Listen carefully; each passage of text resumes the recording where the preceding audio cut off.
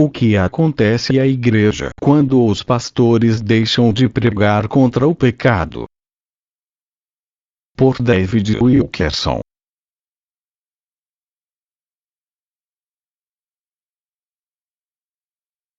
Você provavelmente está familiarizado com a história do rei Davi e o adultério que houve com Batseba. O incidente resultou na gravidez de Batseba. E assim que descobriu a situação, ela envia uma nota a Davi dizendo: "Espero uma criança." Quando Davi lê a nota, entra em pânico. Sua reputação como homem piedoso, justo, estava em risco.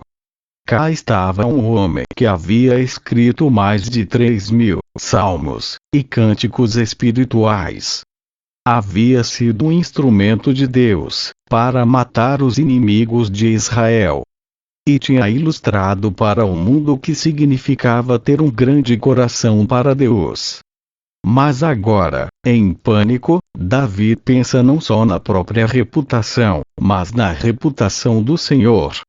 Se o seu pecado fosse mostrado, isso seria vinculado a um nome de Deus. Imagens de um escândalo enorme inundaram sua mente. Então Davi concebe um plano para esconder seu caso com Batseba. E o pôs em ação enviando uma mensagem a Joabe, general do seu exército. A mensagem dizia: "Manda-me Urias, o heteu." 2 Samuel, capítulo 11, versículo 6. Ora, Urias era o marido de Batseba, e pertencia à infantaria do exército de Israel. É evidente que Urias era parte de um grupo de elite de soldados, pois as escrituras o citam como um dos 37 homens mais fortes de Davi. Ver capítulo 23, versículo 39. Quando recebeu a mensagem de Davi, Joabe deve ter começado a suspeitar de algo. Ele conhecia o coração de Davi, inclusive suas tendências lascivas. Ainda assim, o general instruiu Urias a ir a Jerusalém, para ver o que Davi tinha para dizer. Quando Urias chega, Davi o recebe na residência real. Imediatamente o envolve em conversa militar. Pergunta: "Como está a guerra? E como está indo seu general? Os soldados estão progredindo." Urias deve ter se perguntado: do que se trata? Sou apenas um soldado da infantaria. Não fiz nada para merecer esse tipo de atenção. Ou, também poderia desconfiar. Ele poderia ter ouvido algum comentário sobre o caso, apesar de que as escrituras não declaram que o caso era de conhecimento público. A verdade é que Urias estava sendo enganado por Davi. O rei achou que o problema seria resolvido se apenas conseguisse pôr Urias no leito de Batseba uma noite. Então Urias pensaria que ele havia provocado a gravidez da esposa. Davi lhe diz: "Você guerreou uma batalha longa, e deve estar cansado. Vá para casa e descanse essa noite. Mandarei manjares especiais para você aproveitar." Mas quando Urias saiu, não foi para casa. Pelo contrário, dormiu na casa dos guardas fora do palácio. Quando Davi soube disso no dia seguinte, chamou Urias de volta e perguntou: "Por que você não ficou com sua esposa ontem à noite?" Urias responde: "Joabe, meu senhor, e os servos de meu senhor estão acampados ao ar livre. E hei eu de entrar na minha casa, para comer e beber e para me deitar com minha mulher? Então, o certo como tu vives e como vive a tua alma, não farei tal coisa." 2 Samuel, capítulo 11, versículo 11. Urias só conseguia pensar em seus companheiros soldados. A sua lealdade deve ter fervido a cabeça de Davi. Agora o pânico do rei cresce. Ele rapidamente ordena que Urias permaneça em Jerusalém mais uma noite. E põe em ação outro plano. Essa noite, ele iria convidar Urias para jantar, enchê-lo de muito vinho e deixá-lo bêbado. Se Urias perdesse a noção das coisas, se esqueceria dos outros soldados e iria querer dormir com a esposa. Dá para você imaginar esse piedoso rei, um pregador da retidão, tentando deixar bêbado um de seus fiéis soldados. Foi exatamente o que Davi fez. E o plano funcionou. Urias ficou bêbado. Davi instruiu os guardas do palácio: levem esse homem para casa, e o ponham na cama. Mas outra vez, as escrituras dizem: à tarde, saiu Urias a deitar-se na sua cama, com os servos de seu senhor.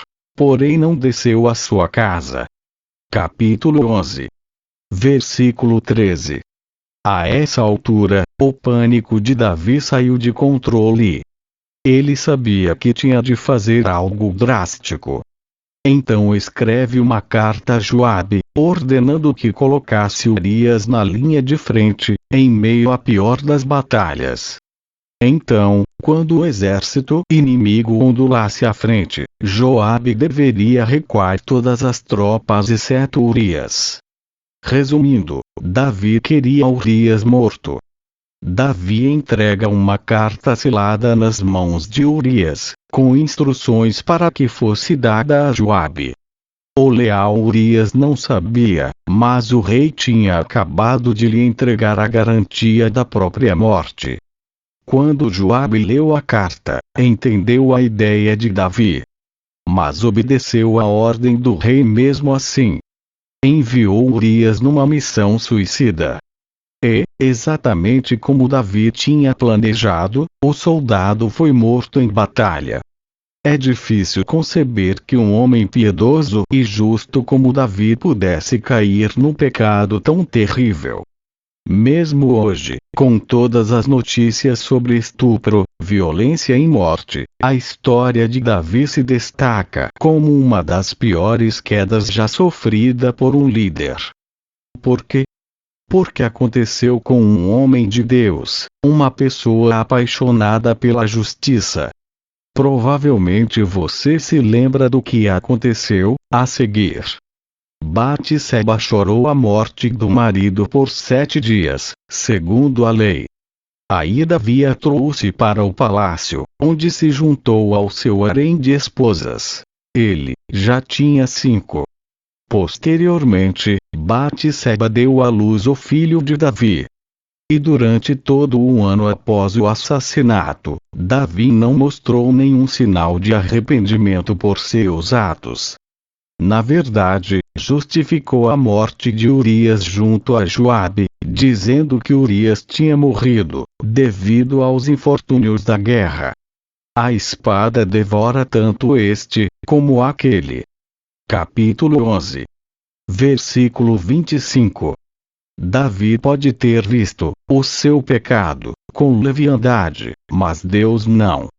As escrituras dizem: porém isto que Davi fizera foi mal aos olhos do Senhor. Capítulo 11. Versículo 27.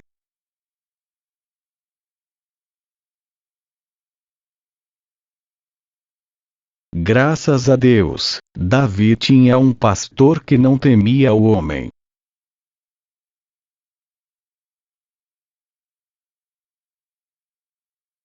Natã, o profeta, era o pastor de Davi. E não tinha medo de expor o pecado do seu rebanho, inclusive o pecado do próprio rei. Vejo Natã como um tipo de pastor piedoso que chora em cima do pecado da sua igreja. Deve ter lhe ferido profundamente que Davi, um homem a quem todo mundo olhava como piedoso e reto, estivesse encobrindo o pecado.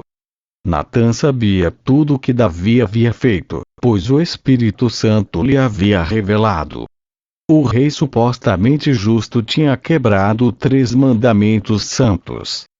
Havia cobiçado a mulher de outro homem e a roubado dele. Havia cometido adultério com ela. E havia cometido assassinato para esconder tudo. Como Natan fez para cuidar da situação? Como esse pregador da santidade repreendeu uma pessoa que estava encobrindo um pecado terrível? Muitos jovens pastores me têm feito perguntas similares. Como devo tratar com o pecado na minha igreja? Tantos casais estão se divorciando, e outros estão vivendo em adultério. Sei que tenho a responsabilidade de pregar a santidade de Deus a eles. Mas tampouco quero tirar alguém da igreja. A minha resposta a esses jovens pastores é sempre a mesma. A igreja ouvirá qualquer coisa que você tenha a dizer, se o disser, em meio a lágrimas. A sua mensagem não pode ir além do entendimento da congregação. Eles têm de saber que o teu coração está partido. Tente levá-los ao arrependimento através da pregação da palavra de Deus. Sim, a palavra dele é uma espada de 2 gumes. Mas você tem de utilizá-la vestindo luvas de veludo. É claro que essa não é a atitude de todos os pastores. Com regularidade recebo cartas de cristãos, dizendo: você tem de ouvir o reverendo fulanos de tal pregar. Ele ataca apesar do pecado. Porém, muitas destas vezes, os tapes dos sermões são apenas tiradas zangadas contra coisas exteriores. Suas mensagens raramente incluem a misericórdia e a graça de Deus. Antes, lançam pesadas cargas sobre as ovelhas, sem nunca levantar um dedo para aliviá-las. Creio que Natan nos fornece um exemplo maravilhoso de como um ministro piedoso mostra o pecado. Ele não tomou de assalto a presença de Davi, com os braços agitando o ar e com voz trovejante. Ele não apontou com alegria um dedo ossudo na cara de Davi gritando: você é o culpado. Não, ele levou a impressionante mensagem de Deus reveladora do pecado com grande sabedoria, poder de persuasão e terna misericórdia. E usou uma parábola para fazê-lo. Natan disse a Davi: um pobre homem tinha só uma ovelha. Era o bichinho de estimação da família, e amada como um membro da família. Ela se deitava no colo das pessoas, esperando ser acarinhada. Então o homem a criou, e a alimentou, como faria com um filho. Ora, o pobre homem tinha um vizinho rico possuidor de muitos rebanhos. Um dia, o homem rico estava recebendo uma visita. Na hora do jantar, ele mandou um servo matar uma ovelha. Contudo, mandou que o servo não tomasse uma cordeira de seus vastos rebanhos, mas que roubasse a ovelha do vizinho, a matasse, a temperasse e servisse ao visitante. Quando ouviu isso, Davi ficou irado. Disse a Natan: esse homem rico deveria morrer. Tão certo como vive o Senhor, o homem que fez isso deve ser morto. E pela cordeirinha restituirá 4 vezes, porque fez tal coisa e porque não se compadeceu.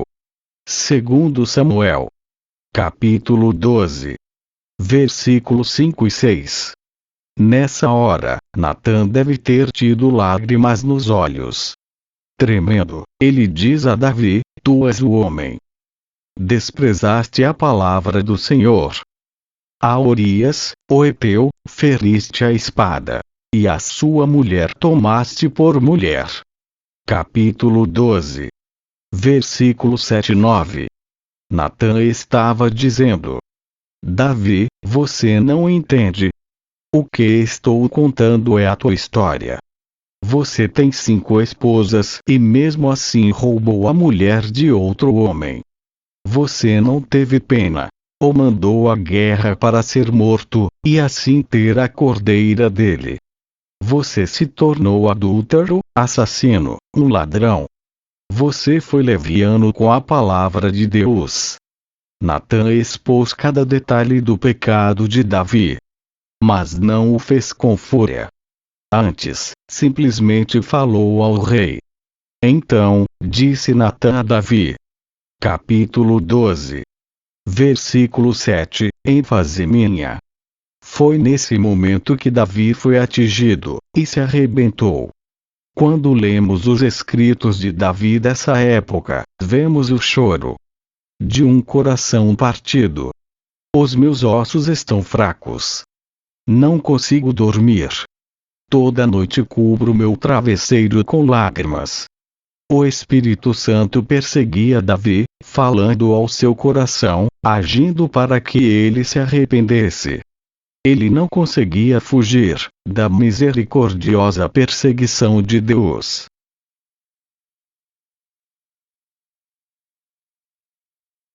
Ao ler e reler esse relato, o Espírito Santo não me deixou prosseguir enquanto não me mostrou uma verdade poderosa.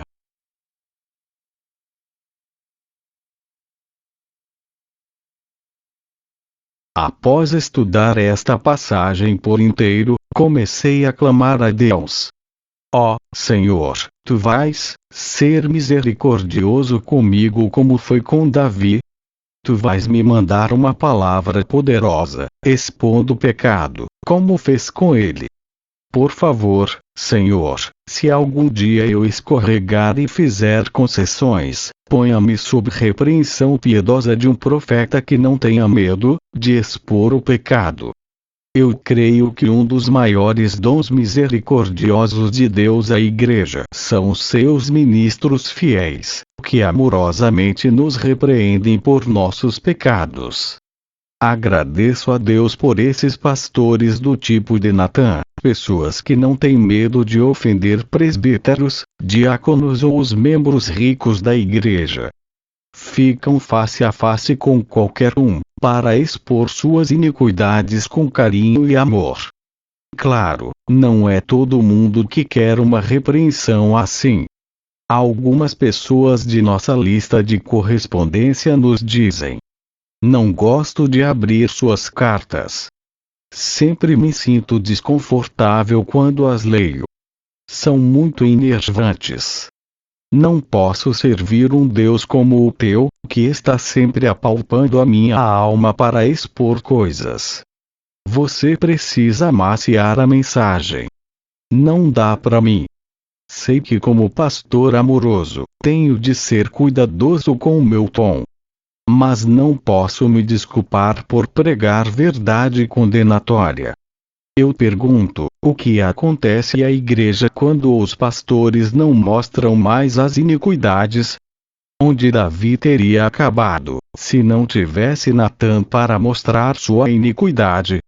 Você tem de entender que Natã estava bem consciente de que o poderoso rei poderia mandar matá-lo a qualquer hora. Ele tinha visto Davi perdendo as estribeiras várias vezes. Então, por que Natã não disse: vou ser apenas amigo de Davi? Vou orar por ele e estarei presente se precisar de mim. Tenho de confiar que o Espírito Santo irá convencê-lo. O que teria acontecido?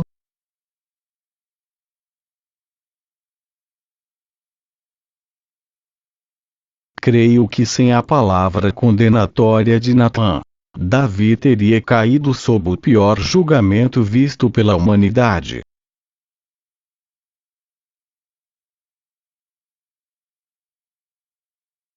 O pior julgamento possível é Deus devolver você ao pecado, deter toda a ação do Espírito Santo em sua vida. No entanto, é exatamente isso que está acontecendo com muitos cristãos hoje. Eles escolhem ouvir apenas pregações leves, que reafirmam a carne. Onde inexiste uma palavra que condene, não pode haver o pesar piedoso pelo pecado. E onde inexiste pesar piedoso pelo pecado, não pode haver arrependimento. e onde inexiste arrependimento, há só dureza de coração. O apóstolo Paulo escreve à igreja de Corinto: me alegro, não porque fostes contristados, mas porque fostes contristados, segundo Deus. Porque a tristeza segundo Deus produz arrependimento. 2 Coríntios, capítulo 7, versículos 9 e 10. Paulo diz que seu clamor contra o pecado dos coríntios produziu neles contristamento piedoso que os levou ao arrependimento. Por sua vez, isso produziu neles ódio pelo pecado, temor santo de Deus e desejo de vida reta. Porém, isso nunca teria acontecido, se ele não houvesse pregado uma palavra aguda, penetrante, condenatória. O motivo de Paulo falar com tanta força aos coríntios foi, para que a vossa solicitude em nosso favor, fosse manifesta entre vós, diante de Deus. Capítulo 7. Versículo 12. Em outras palavras, eu não estava tentando lhes enervar, ou condenar. Eu expus o seu pecado para que vissem, o quanto eu os amo e me preocupo por vocês. Quando o Espírito Santo bate à porta do teu coração, às vezes soa como pancada dura. Mas é na verdade Deus mostrando seu terno amor. Sem uma palavra assim, Davi certamente iria cair sob tremendo julgamento. Ele já tinha passado o ano todo em seus negócios, sem alguma vez ter enfrentado o que tinha feito. Ele não ouviu nenhuma palavra de repreensão ou de correção. Então a cada dia que passava, o pecado se tornava mais fácil de tirar da mente. Mas, o seu exército estava ainda tendo vitórias decisivas. Por fora, tudo parecia estar indo bem para ele. Mas tenho certeza que Davi tinha dificuldade para dormir à noite. Ele provavelmente levantava todo dia com uma nuvem negra pairando sobre si. O fato é que ninguém que seja íntimo do Senhor pode permanecer confortável enquanto vive em pecado. Vou lhe dar um exemplo. Eu aconselhei um querido cristão irmão nosso, que eu suspeitava estar tendo um caso. Quando perguntei isso, ele negou veementemente. Aí, um mês depois, ele pede para falar comigo tarde da noite. Quando o encontrei, ele estava chorando e arrasado. E confessou: pastor, há semanas que estou vivendo um inferno. Eu menti a ti, e a Deus. Tenho vivido em adultério.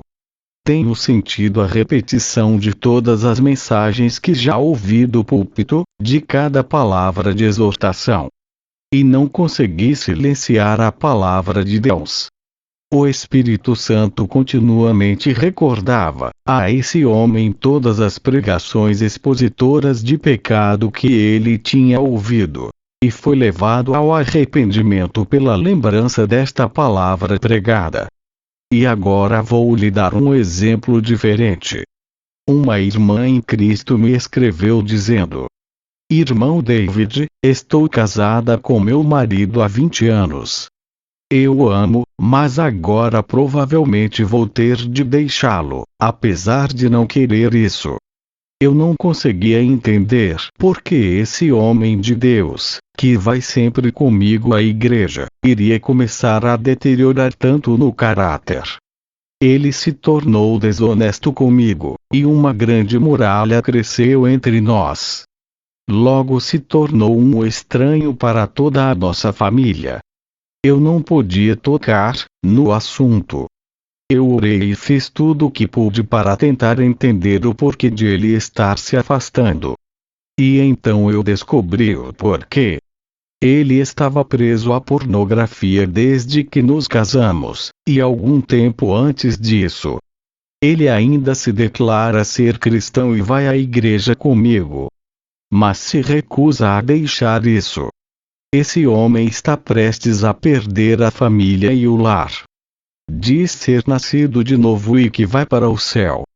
Você acha que ele precisa um tapinha nas costas e de uma palavra de certeza? Será que precisa ouvir um pastor dizendo: está tudo bem contigo, Jesus te ama? Não, nunca. Ele precisa de um Natan, de alguém que lhe diga: você é o culpado. Ele precisa ser desperto, ter o fogo do Espírito Santo ardendo sob si. Caso contrário, será entregue ao pecado, e finalmente destruído.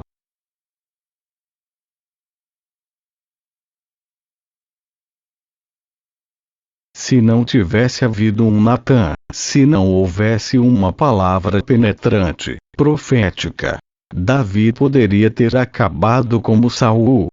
Morto espiritualmente, sem a direção do Espírito, perdendo toda a intimidade com Deus.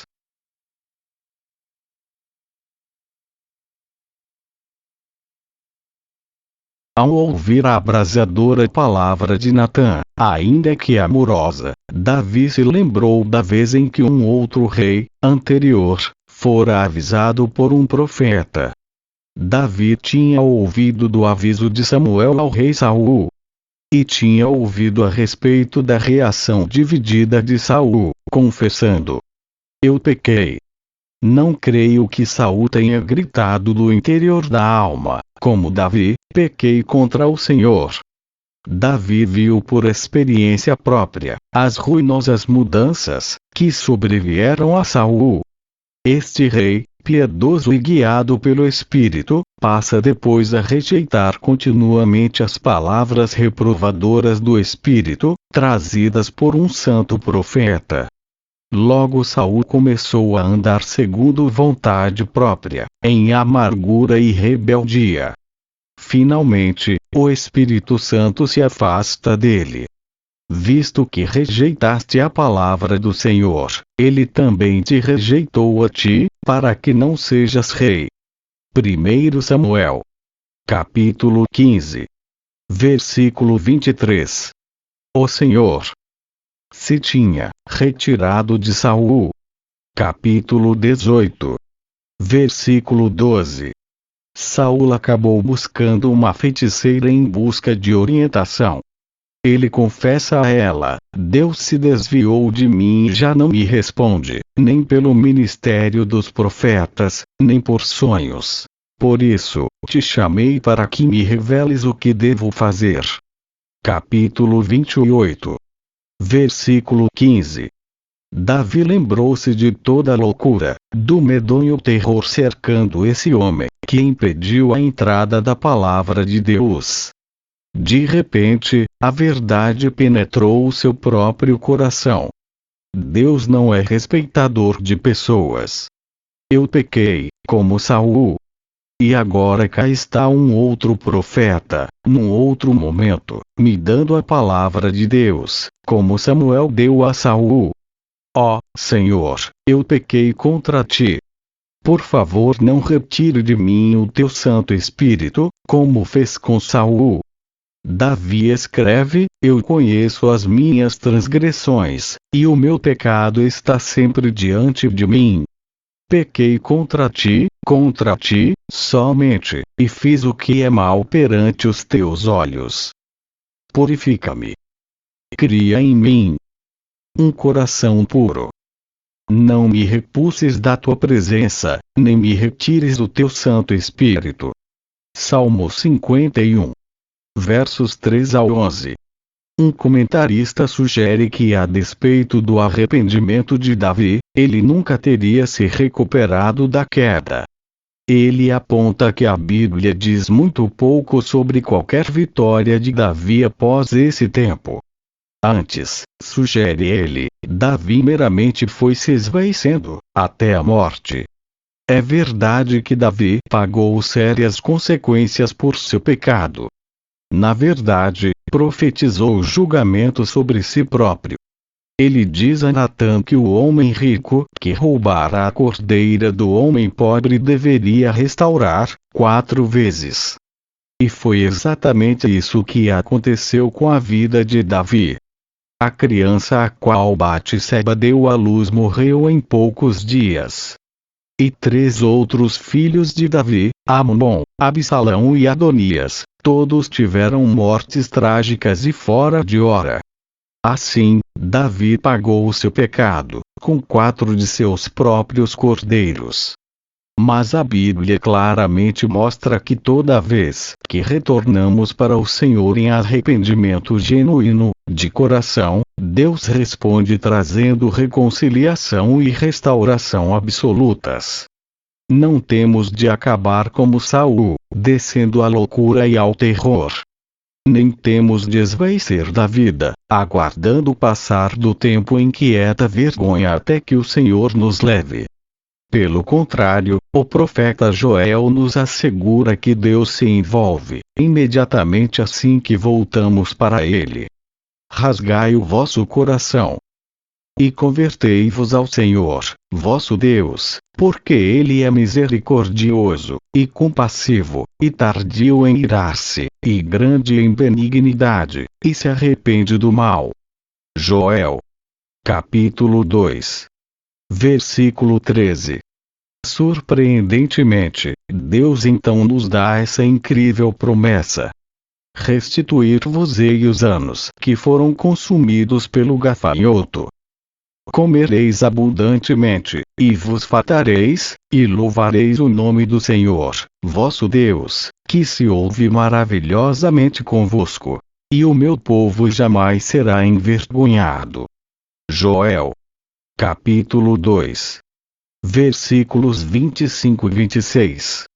O Senhor promete restaurar tudo. É preciso entender.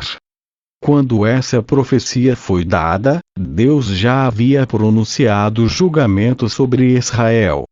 Mas o povo se arrependeu, e Deus diz: agora farei coisas maravilhosas para vocês. Vou restaurar tudo que o diabo roubou. Amado, a eterna misericórdia de Deus permite até o pior dos pecadores dizer: não sou um viciado em drogas. Não sou um alcoólatra. Não sou um adúltero. Sou um filho do Deus vivo, com todos os direitos do céu para a minha alma. Não vivo mais sob condenação, pois o meu passado ficou totalmente para trás. E não preciso pagar por qualquer pecado passado, porque Jesus pagou o preço para mim. E mais, Ele diz que restaurará tudo para mim. Aqui está a verdade quanto ao que aconteceu com Davi. Ele ouviu a palavra de Deus por meio de Natã, se arrependeu, e obedeceu, e, como resultado, passou o resto da vida crescendo no conhecimento de Deus. O Senhor trouxe grande paz à vida de Davi. E com o tempo, todos os seus inimigos foram silenciados. No entanto, a prova mais clara da restauração de Deus na vida de Davi é o seu próprio testemunho. Leia o que Davi escreveu nos dias próximos à sua morte. O Senhor é a minha rocha, a minha cidadela, o meu libertador. O meu rochedo em que me refugio, o meu escudo, a força da minha salvação, o meu baluarte, o meu refúgio. Segundo Samuel. Capítulo 22. Versículos 2 e 3. Isso não é o testemunho de alguém que tenha se esvaecido. Clamei a meu Deus. Ele ouviu a minha voz. Me tomou. Tirou-me das muitas águas. Trouxe-me para um lugar espaçoso. Livrou-me, porque ele se agradou de mim. Capítulo 22. Versículos 7, 17, 20. Acabamos de estudar tudo o que Davi fez para desagradar ao Senhor. Contudo, mesmo depois de tudo isso, Davi foi capaz de dizer: o Senhor se agrada de mim. Eis porque Davi para sempre será conhecido como um homem segundo o coração de Deus. É porque rápida e genuinamente ele se arrependia de seus pecados. Provérbios nos diz: o que guarda a repreensão será honrado. Provérbios 13. Verso 18. Deus irá lhe honrar, se você amar e obedecer à repreensão divina. Desprezaram toda a minha repreensão. Portanto, comerão do fruto do seu procedimento. Os nécios são mortos por seu desvio. Provérbios 1. Versos 30 ao 32. Se você ficar surdo à repreensão piedosa, isso acabará lhe destruindo. As repreensões da disciplina são o caminho da vida. Provérbios 6. Verso 23. Simplificando, a palavra condenatória de Deus produz vida. Prezado santo, a verdade em relação à pregação dura, se pregada em meio a lágrimas, é que na verdade ela é a pregação da graça. Se você está sendo sondado pela palavra de Deus, se o seu espírito não está lhe deixando confortável em seu pecado, então está lhe sendo mostrada misericórdia. É o profundo amor de Deus agindo, atraindo para sair da morte e entrar na vida. Você vai responder a Ele como Davi fez. Se assim fizer, conhecerá restauração e reconciliação reais. E Deus irá lhe restaurar tudo que o inimigo roubou. Aleluia!